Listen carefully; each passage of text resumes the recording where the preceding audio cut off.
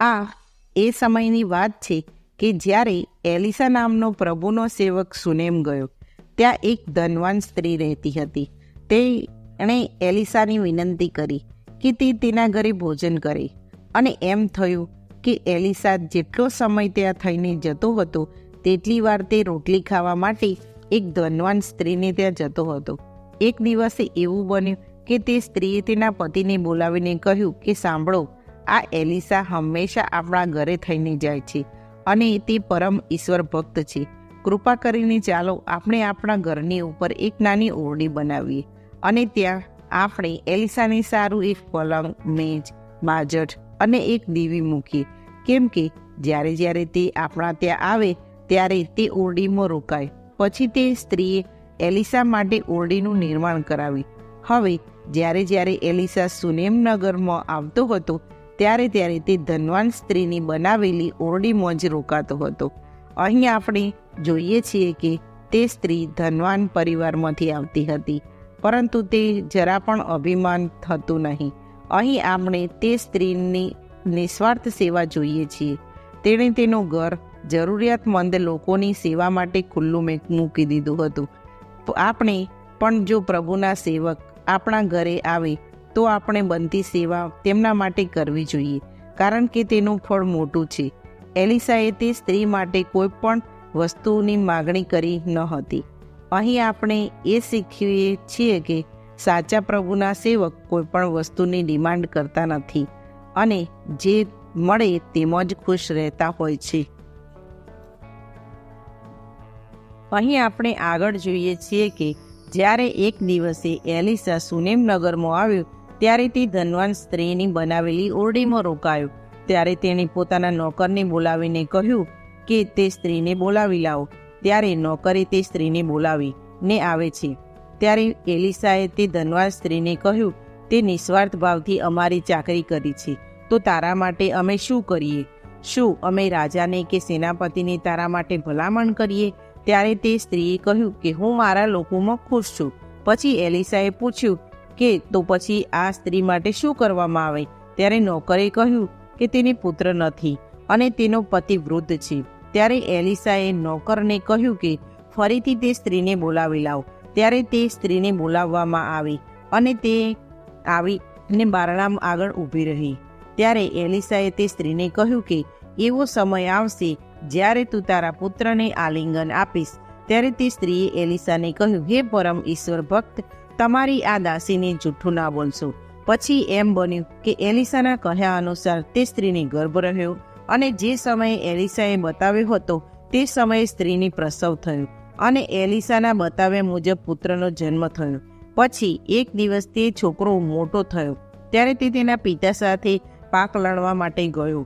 ત્યારે તેના પિતાને તેને કહ્યું કે મારું માથું બહુ દુખે છે. ત્યારે પિતાએ તેના સેવકોને કહ્યું કે આને તેની માતા પાસે લઈ જાઓ. ત્યારે સેવકોએ તેને ઊંચકીને તેની માતા પાસે લઈ ગયા. તે બપોર સુધી તેની માતાની ગોદમાં સૂઈ રહ્યો. પછી સાંજ પડતા સુધીમાં તો તે મરણ પામ્યો.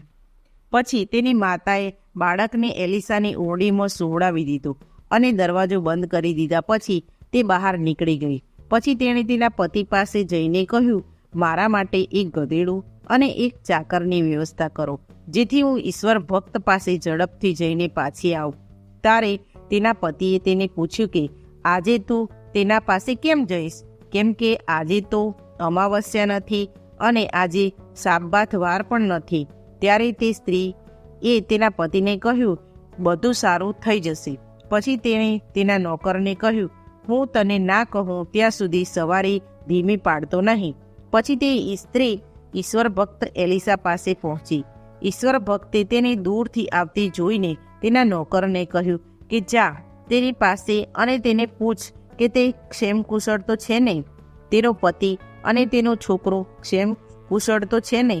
ત્યારે તે સ્ત્રીએ કહ્યું કે હા, બધા મજામાં છે. પછી તે સ્ત્રી એલિસા પાસે પહોંચી.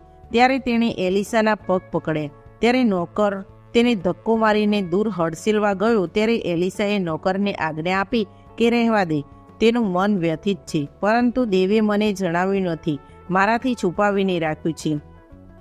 પછી તે સ્ત્રી એલિસાને કહેવા લાગી કે શું મેં આપને કહ્યું નહોતું તું કે મને ભરમાવીશમાં? હે મારા રબ્બી, શું મેં આપની પાસે મારો પુત્ર માંગ્યો હતો? ત્યારે એલિસાને ખબર પડી ગઈ તેનો પુત્ર મરણ પામે છે. પછી એલિસાએ તેના નોકરને કહ્યું કે જલ્દી જા અને તારી લાકડી તારા હાથમાં લઈને રસ્તો પકડ, અને તારા રસ્તામાં કોઈ મળે તો તેને સલામ કરતો નહીં અને કોઈની સાથે વાત કરતો નહીં, અને તે છોકરાના મોં પર આ લાકડી મૂકજે. પછી તે સ્ત્રીએ કહ્યું કે યહોવાના અને તમારા જીવનમાં સોગંદ ખાઈને કહું છું કે હું તમને ત્યજી દઈશ નહીં. પછી નોકર તેઓની આગળ ચાલી ગયો અને છોકરાના મોં પર લાકડી મૂકી, પણ કશું થયું નહીં. એટલે તો એલિસાની પાસે પાછો આવ્યો અને તેણે કહ્યું કે છોકરો જાગ્યો નથી. ફરી જ્યારે એલિસાના ઘરમાં આવ્યો ત્યારે તેણે જોયું છોકરો મરેલો પડે છે. ત્યારે તે ઘરમાં ગયો અને પરમેશ્વરને પ્રાર્થના કરી અને દરવાજા બંધ કર્યા. ત્યારબાદ એમ બન્યું કે તે મરેલા છોકરાએ 7 વાર છીંકો ખાધી અને પોતાની આંખો ખોલી. પછી તેણે તેના નોકરને બોલાવીને કહ્યું કે આની માને બોલાવી લાવો. પછી જ્યારે તે છોકરાની મા આવી ત્યારે એલિસાએ તેને કહ્યું કે તારા બાળકને ઉઠાવી લે. ત્યારે તે સ્ત્રીએ એલિસાને દંડવત પ્રણામ કર્યા. પછી તે તેના છોકરાને તેડીને નીકળી ગઈ. પછી એલિસા પોતાના સ્થાનમાં ચાલ્યા ગયા. અહીં આ ધનવાન સ્ત્રીના વિશ્વાસની પરીક્ષા થઈ છે, અને ત્યાં સુધી કે જ્યારે તેનો પુત્ર મરી ગયો ત્યારે તેના પતિએ તેને કહ્યું, ત્યારે તેણે કહ્યું હતું કે બધું સારું થઈ જશે, અને બન્યું પણ એ જ કે એનો બાળક જીવતો થઈ ગયો. આપણે પણ મુશ્કેલીના સમયમાં આપણા વિશ્વાસને ન ગુમાવીએ. આશા રાખું છું કે આ અધ્યયન આપના માટે આશીર્વાદિત થયાનું કારણ બન્યું હશે. અમારી ચેનલને સબસ્ક્રાઈબ કરીને બેલ આઇકન દબાવી દેજો. અમારા આ વિડીયોને લાઇક અને શેર જરૂર કરજો. બીજા નવા વિષય સાથે ફરી મુલાકાત થશે. ત્યાં સુધી આપ સર્વ પર પરમેશ્વરનો આશીર્વાદ હંમેશા બન્યો રહે તેવી પ્રાર્થના. આમેન.